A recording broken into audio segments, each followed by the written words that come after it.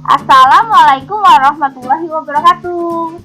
Halo adik-adik semua, apa kabarnya? Semoga kalian dalam keadaan sehat walafiat. Oke, bertemu lagi dengan Bu Lela. Di video kali ini kita akan bahas tema 3, peduli terhadap makhluk hidup. Subtema 2, keberagaman makhluk hidup di lingkunganku, pembelajaran 4 dan 5. Hari ini kita akan belajar tentang mengidentifikasi dampak perburuan hewan langka dan mengidentifikasi karakteristik tempat hidup hewan sesuai ciri-cirinya. Sikap yang akan dikembangkan yaitu disiplin dan tanggung jawab. Mari kita belajar dengan penuh semangat. Apa kalian tahu apa dampak perburuan hewan liar? Dan sikap apa yang harus kita lakukan dengan hewan-hewan liar tersebut? Perburuan hewan liar akan membawa dampak yang tidak baik, ya. Keberadaan pemburu liar menyebabkan rusaknya keseimbangan ekosistem serta mengakibatkan banyak hewan punah dan menjadi langka. Untuk lebih jelasnya, mari kita simak teks bacaan berikut ini. Dengan judul Harimau Masuk Desa Warga Cemas. Beberapa minggu belakangan ini, warga desa Badung hidup dalam kecemasan. Hal ini terjadi karena beberapa kali terlihat beberapa ekor harimau masuk ke area permukiman warga. Desa Badung memang terletak tak jauh dari hutan. Harimau-harimau tersebut memang belum mengganggu warga. Mereka hanya berkeliaran, seperti sedang mencari makan. Warga desa Badung berupaya mengamankan ternak peliharaan mereka. Ketika malam tiba, warga pun bergantian melakukan ronda untuk menjaga agar harimau-harimau tersebut tidak mengganggu. Sesungguhnya, apa yang terjadi pada warga sudah lebih dahulu dirasakan oleh harimau-harimau penghuni hutan tersebut. Warga emang sering masuk ke hutan dan melakukan penebangan hutan untuk memperluas ladang kopi mereka. Tentu saja hal ini mengakibatkan habitat hewan hutan semakin sempit. Hak hidup hewan yang menjadi penghuni hutan terganggu. Pohon-pohon yang menjadi sumber makanan hewan-hewan kecil dirusak. Akibatnya hewan-hewan kecil tersebut mencari makan di tempat yang lain.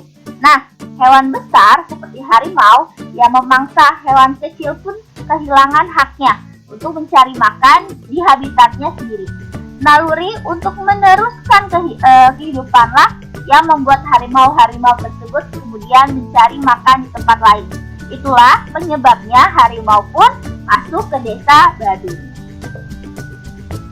Jika demikian, apakah harimau yang mengganggu hak hidup warga desa Badung atau justru warga desa Badung yang mengganggu hak hidup harimau di hutan? Manusia dikaruniai akal, budi pekerti, dan kebijaksanaan. Sudah seharusnya manusialah yang memahami kewajibannya untuk menjaga hak hidup makhluk lain di sekitarnya, termasuk harimau. Nah, setelah kalian membaca teks tersebut, ya, harimau masuk desa warga cemas, mari kita bereksplorasi dengan menjawab beberapa pertanyaan berikut. Pertanyaan pertama, apa yang dilakukan warga terhadap hutan? Ya, warga sering masuk ke hutan dan melakukan penebangan hutan untuk memperluas ladang kopi mereka.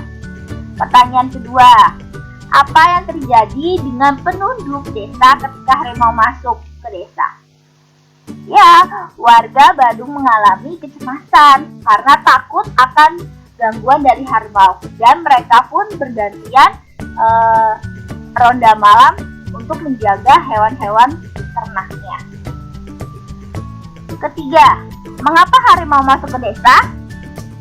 Tentu karena habitatnya semakin sempit sehingga mengalami kesulitan untuk mencari makan. Akhirnya harimau masuk ke desa untuk mencari makan. Yang keempat, Apakah yang dilakukan warga melanggar hak-hak hewan? Ya, tentu. Hak hewan untuk hidup di habitatnya menjadi terganggu. Hak hewan untuk mendapatkan makanannya pun juga terganggu. Ya. Yang kelima, apakah yang dilakukan penebang pohon juga melanggar hak-hak masyarakat di sekitar? Dengan merusaknya habitat harimau menyebabkan harimau masuk ke desa untuk mencari makan. Hal tersebut secara tidak langsung sudah melanggar hak masyarakat untuk hidup yang aman dan tentram. Keenam, apa kewajiban yang seharusnya dilakukan oleh warga? Kewajiban yang dilakukan oleh warga yaitu menjaga kelestarian hutan sebagai habitat berbagai jenis hewan liar.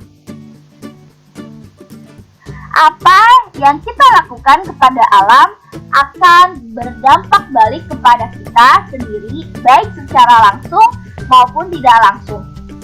Jika kita melakukan penebangan secara liar, dampaknya rusaknya habitat hewan liar, dan di hutan dengan demikian hewan liar tersebut akan berkeliaran masuk ke permukiman, ataupun hewan liar akan mati karena sulit mencari makan.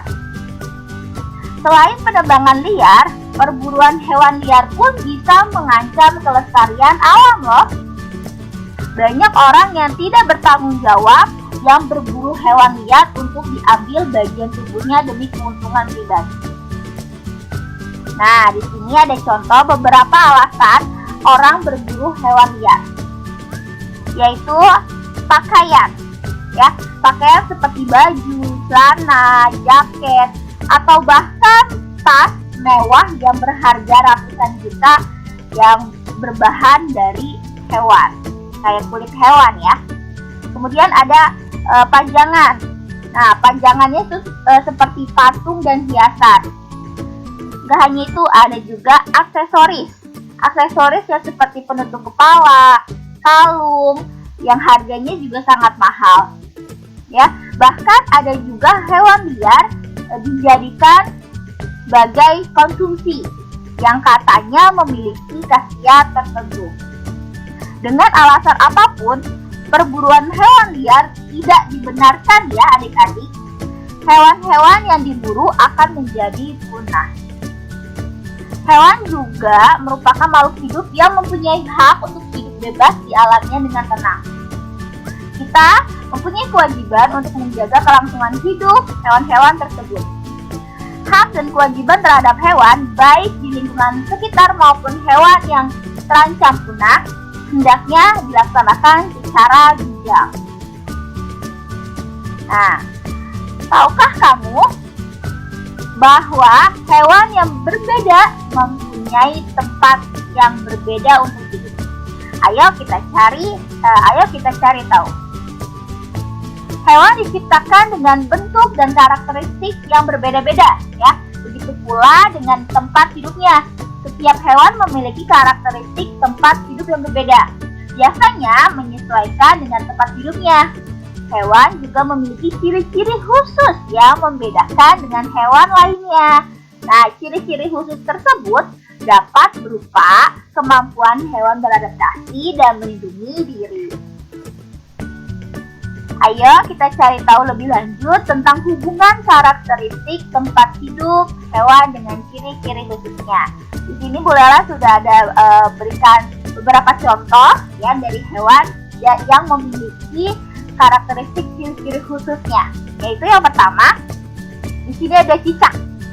Karakteristiknya, cicak mempunyai perekat pada telapak kakinya sehingga dapat merayap di dinding atau langit-langit rumah. Cicak juga memiliki lidah yang panjang dan lengket sehingga dapat menangkap serangga seperti nyamuk ataupun lalat seperti itu ya. Kemudian cicak mempunyai ukuran rata-rata 7 hingga 10 cm. Cicak dapat melepaskan ekornya untuk melindungi diri. Nah, jadi kadang-kadang kalian kalau misalkan di rumah sering kan ngelihat ada di bawah tuh ada ekor cicak, itu karena dia sedang melindungi dirinya dari sesuatu yang membahayakan dia. Kemudian ada hewan kelelawar, karakteristiknya yaitu hewan kelelawar hidup di tempat yang gelap seperti di atap rumah dan gua. Kelelawar mengeluarkan suara dengan frekuensi tinggi. Kelelawar juga memiliki pendengaran yang baik dan peka menerima bunyi pantulan. Kelelawar tersebut juga mampu mendeteksi benda-benda di sekitar. Nah, kelelawar adalah hewan nocturnal yang melakukan kegiatannya di malam hari. Jadi dia melakukan kegiatannya di malam hari. Nah, siang hari dia waktunya tidur. Nah, di sini ada hewan bunglon. Karakter ciri-ciri khususnya yaitu bunglon dapat mengubah warna kulitnya sesuai dengan warna benda-benda yang ada di sekitarnya. Misalnya, ketika berada di atas daun yang berwarna hijau, maka warnanya bisa berubah menjadi hijau. Ketika berada di batang pohon yang berwarna coklat, maka warnanya bisa berubah menjadi coklat. Ya, jadi dia menyesuaikan tempat yang dia singgah, gitu ya. Kemudian bunglon mengubah warna kulitnya untuk melindungi dirinya dari pemangsa-pemangsa, ya. Bunglon mempunyai lidah yang panjang, melebihi ukuran tubuhnya. Berarti dia bisa mengambil mangsa dari jarak jauh pun dari posisinya dia. Nah, ini adalah beberapa hewan dengan mempunyai ciri-ciri khusus. Nah, setiap hewan memiliki karakteristik tersendiri, sehingga jenis hewan yang dibudidayakan di setiap wilayah juga berbeda-beda. Nah, kalian dapat mencari tahu ya lebih lanjut lagi dari ciri-ciri khusus hewan tertentu. Alhamdulillah, di video kali ini sudah selesai. Semoga kalian mudah mengerti dan paham. Ucapkan terima kasih. Wassalamualaikum warahmatullahi wabarakatuh.